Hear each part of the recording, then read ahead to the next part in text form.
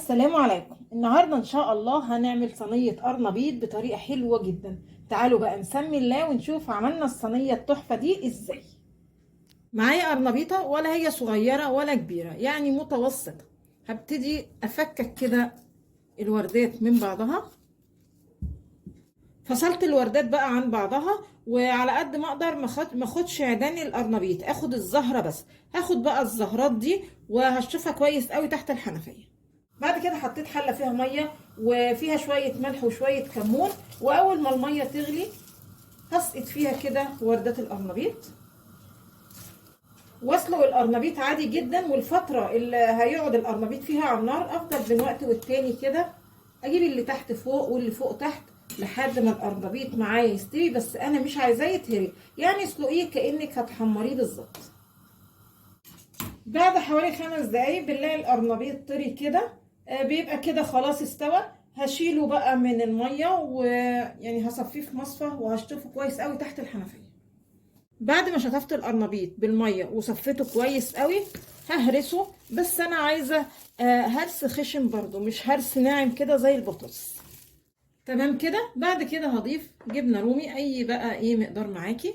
بعد كده جبت 3 بيضات، ممكن تقللي او تكتري براحتك، وبرشه فلفل اسمر. انا مش هحط ملح علشان هعتمد على الملح اللي موجود في الجبنه الرومي. هضيفه بقى الكلام ده. هقلب بقى المكونات مع بعض كويس قوي علشان الجبنه معايا تتوزع على القرنبيط كله. هعمل الحشوه. معايا حوالي كده 3 معالق زيت كبار. هضيف ليه قطع فراخ كده شرايح. افضل اقلب في شرايح الفراخ لحد ما لونها يتغير، ولما لونها يتغير كده معناه ان خلاص خدت صدمه. بعد شرايح الفراخ ما خدت صدمه هضيف ليها شرايح بصل.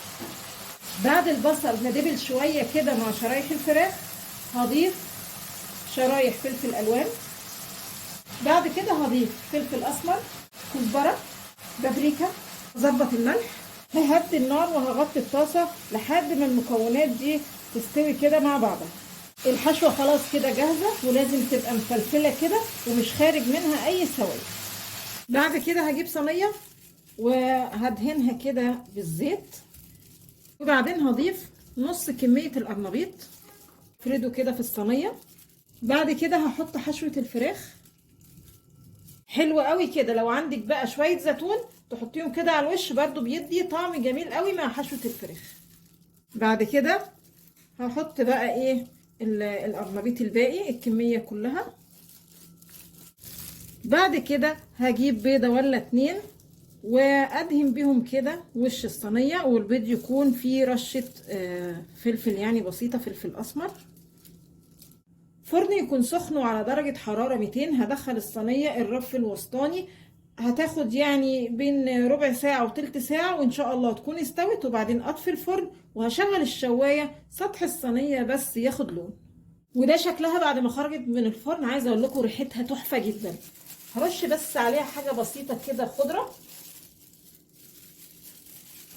وبنعرف ازاي انها استوت من تحت، يعني هي عشان بايركس انا شفتها من تحت. طب لو هي عاملاها كده في صينيه يعني تكون ألمونيا او حاجه، بتلاقي اطراف الصينيه كده معاكي احمرت. بصوا بتلاقي الاطراف احمرت، تعرفي كده انها ايه استوت وزي الفل من تحت.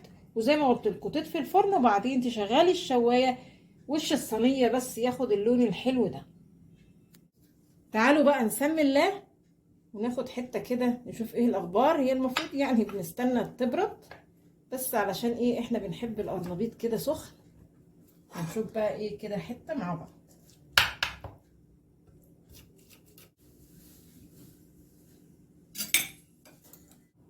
زي ما انتوا شايفين القطعه ما شاء الله ماسكه نفسها رغم انها لسه سخنه ما بردتش.